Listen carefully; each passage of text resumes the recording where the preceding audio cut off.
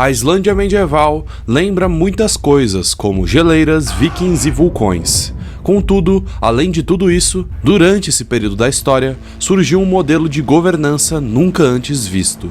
Nesse vídeo, irei falar se a Islândia medieval era anarco-capitalista. Opa, e aí, eu sou o Loconte e esse é o Conhecimento Expandido. Antes de começar o vídeo, eu queria falar um pouco sobre a Tribe, a nova parceira do canal. A Tribe é uma escola de tecnologia que disponibiliza um curso de desenvolvimento web com um currículo totalmente alinhado com as principais demandas do mercado de trabalho.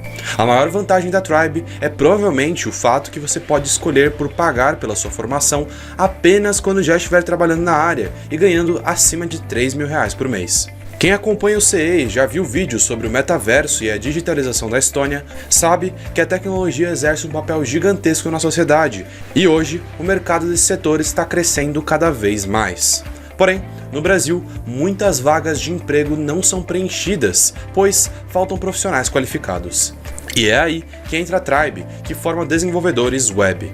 Profissionais que criam sites, aplicativos, programas e todo tipo de solução para empresas inseridas no ambiente digital. Focando nisso, a Tribe oferece um curso completo de 12 meses e 1.500 horas de conteúdo, com aulas online e ao vivo para você dominar as principais habilidades técnicas esperadas para o desenvolvimento web, além de desenvolver projetos com problemas da vida real e vivenciar os desafios do mercado de trabalho. Essa é uma oportunidade perfeita para quem está desempregado ou também com vontade de mudar de carreira para a área de tecnologia. Além de tudo isso, a Tribe possui uma parceria com mais de 250 empresas, incluindo gigantes como a Uber, Ambev e XP, que buscam contratar talentos que estudam na Tribe. Então, se você se interessou, saiba tudo sobre o curso da Tribe agora mesmo clicando nesse link que está presente na descrição e também estará aparecendo no card, lembrando que as vagas são limitadas. Então, entre para a Tribe agora mesmo. Valeu! Durante seu período medieval, a chamada Commonwealth islandesa tinha um sistema político onde lideranças regionais estabeleceram seus códigos legais e resolviam suas disputas judiciais em assembleias privadas. Dessa forma, a Islândia medieval foi consequentemente caracterizada como uma sociedade sem Estado e possivelmente libertária, tema que possui vídeo próprio aqui no canal. Eu gostaria de pedir, por favor, caso você goste do conteúdo de geopolítica, história e economia, para deixar um like e se inscrever no canal, pois isso ajuda demais. Também tenho um novo sistema de membros agora, caso alguém queira ajudar financeiramente o desenvolvimento do canal.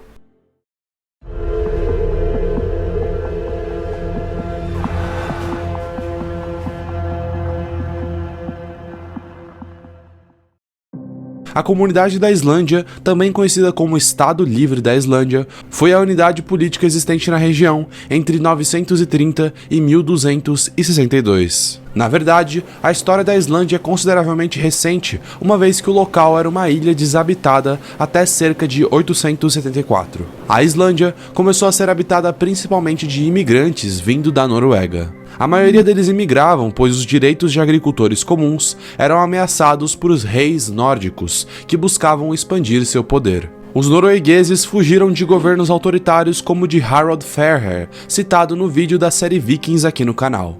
Esses governantes reivindicavam a posse de todas as terras locais, fazendo com que o agricultor lhe pagasse um imposto pela terra, muitas vezes abusivo. Por esses motivos, muitos moradores da Noruega viram a Islândia como uma nova oportunidade. Os primeiros imigrantes ocuparam grandes pedaços de terra, o que causou, inicialmente, uma série de disputa com os recém-chegados posteriores.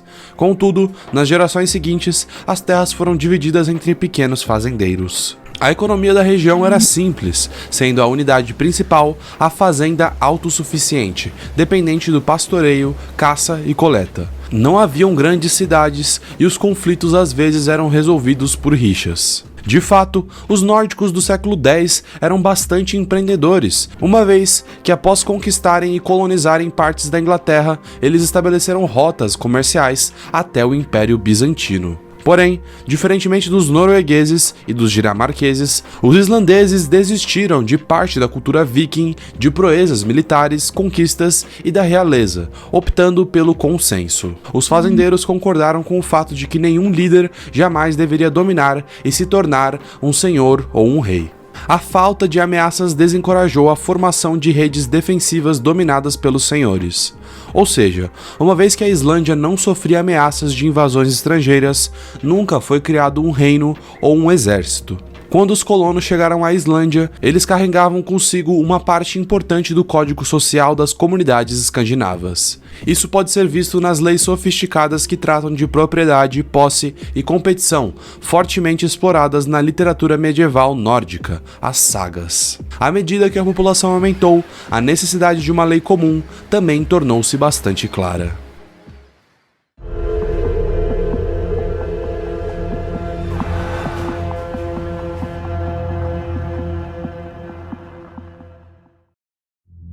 Com o surgimento de uma sociedade mais complexa, o período medieval islandês consolidou uma estrutura judicial única na história da humanidade. Na Islândia medieval, não existiam reis, rainhas ou imperadores, e sim pequenos chefes de cada região específica. Esses eram os gohars, que eram apoiados por qualquer homem livre de seu distrito. Dessa forma, a Islândia abandonou a camada aristocrática da sociedade viking continental. Ainda assim, haviam diferenças claras entre chefes e pessoas comuns, mas não tão grandes como em muitos outros lugares ao redor do mundo. O cargo de chefia era uma propriedade privada e podia ser comprado ou vendido. Portanto, normalmente os chefes eram fazendeiros mais ricos que conseguiam ganhar prestígio na sociedade medieval. Mas a riqueza por si só não era suficiente. A chefia não era garantia de poder. O mero cargo formalmente era quase inútil, a menos que o chefe pudesse convencer alguns fazendeiros livres a segui-lo. Além disso, ao contrário de vários outros modelos na Europa, as barreiras sociais podiam ser superadas, pois os agricultores poderiam se tornar chefes, sem nenhuma lei impedindo eles de fazer tal ação. Os fazendeiros também podiam mudar sua lealdade de um chefe para outro, a concentração de poder era evitada e a autoridade era um conceito bastante amplo. Tecnicamente, os próprios fazendeiros podiam resolver suas disputas, mas, normalmente, os chefes eram escolhidos uma vez que tinham mais qualificação, porque conheciam a lei. Os chefes possuíam uma autoridade maior, mas esse papel era temporário, dependendo de quantos seguidores eles tivessem. Para conseguir apoio, os chefes transferiam propriedades, concediam empréstimos aos agricultores e aumentavam seu prestígio oferecendo presentes, prática que consolidava alianças. Eles realizavam festas cuidadosamente planejadas, especialmente na época da colheita, onde mostravam sua generosidade e importância. Um chefe baseava seu poder em suas qualidades pessoais, sua riqueza, amigos e parentes. Os mais inteligentes, os mais prestativos, os mais ricos e os mais generosos tornaram-se os mais poderosos.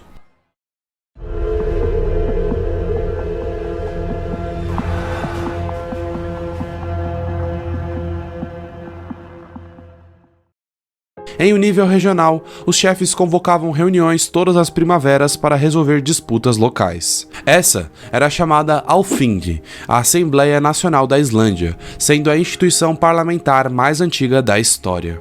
A primeira assembleia foi convocada por volta do ano de 930, servindo uma reunião pública, na qual pessoas de todo o país se reuniam por 2 semanas todo mês de junho.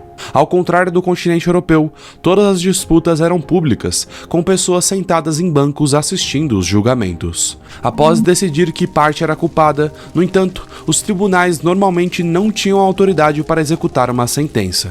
Em vez disso, a execução de um veredito passou a ser responsabilidade da parte lesada ou de sua família. As penalidades geralmente incluíam compensação financeira ou a ilegalidade. Contudo, estas foram consideradas penalidades insuficientes. Assim, foram feitas reformas. Após serem considerados culpados, os bandidos perdiam todos os direitos de propriedade e podiam ser mortos sem qualquer punição para os assassinos. Além disso, eles poderiam ser exilados e, caso não saíssem da Islândia, tornavam-se fora da lei. Os tribunais não eram apenas a expressão da ordem social, mas também um ambiente para os chefes apresentarem suas ambições. Eles reuniam-se com fazendeiros para resolver disputas, negociar poder e reunir seguidores. Graças à falta de centralização de poder, as rebeliões camponesas tradicionais na Europa continental nunca ocorreram na Islândia. Contudo, os tribunais islandeses poderiam limitar os conflitos, mas não evitavam totalmente a violência. As sagas nórdicas relatam casos em que brigas chegaram a ponto sem retorno e se tornaram mortais para os envolvidos. Contudo, normalmente as batalhas descritas são de pequena escala e limitadas a famílias. Pequenos grupos matavam oponentes, mas as rixas nunca atingiam o nível de luta aberta em grande escala, muito menos em um formato de guerra, algo comum na Europa nessa época. Apesar disso, um fator do continente que foi mantido foi a escravidão, praticada na Islândia desde a colonização até o início do século XII. A lei islandesa permitia que os indivíduos culpados de roubo ou falta de pagamento de dívidas fossem escravizados. Os escravos podiam se casar e ter filhos, o que perpetuou uma grande classe de escravos na região.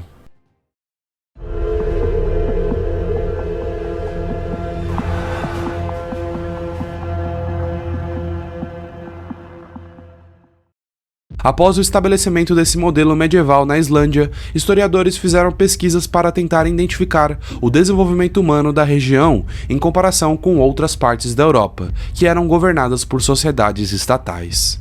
Estudos mais modernos usam dados históricos sobre a altura humana, salários e crescimento populacional para isso.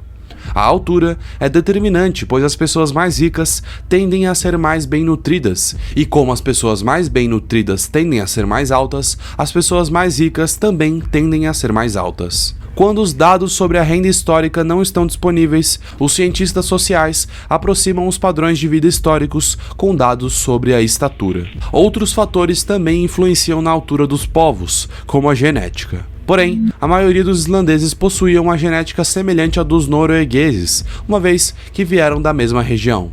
Assim, estudos apontam que entre os europeus do norte, os islandeses eram provavelmente mais altos que os ingleses, noruegueses, escoceses e possivelmente dinamarqueses. Porém, eles eram mais baixos que os suecos e alemães. Outro fator para se analisar são os salários.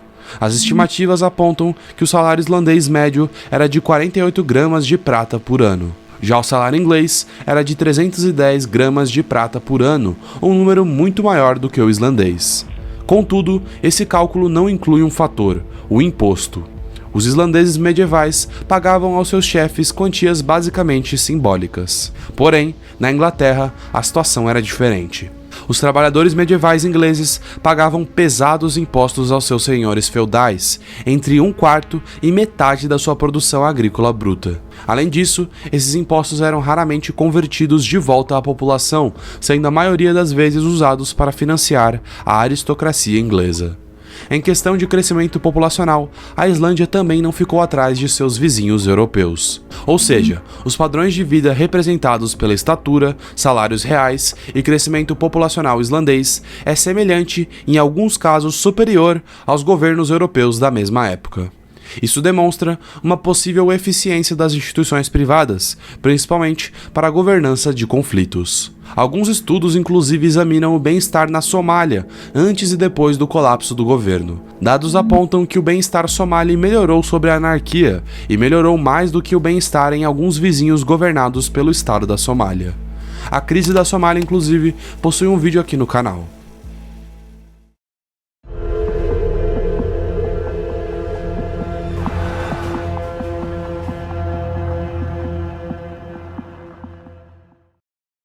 No início do século XIII, na era dos Sturlungs, a Commonwealth começou a sofrer com o caos e a divisão resultantes de disputas internas. Originalmente, os chefes funcionavam mais como uma relação contratual do que uma chefia geográfica fixa. No entanto, em 1220, essa forma de liderança comunal foi substituída por indivíduos regionais dominantes que lutavam entre si por mais controle. O aumento crescente da população islandesa, juntamente com uma escassez de recursos, tornou os cidadãos mais comuns dependentes dos chefes. Assim, algumas famílias poderosas consolidaram o poder sobre a maioria dos chefes.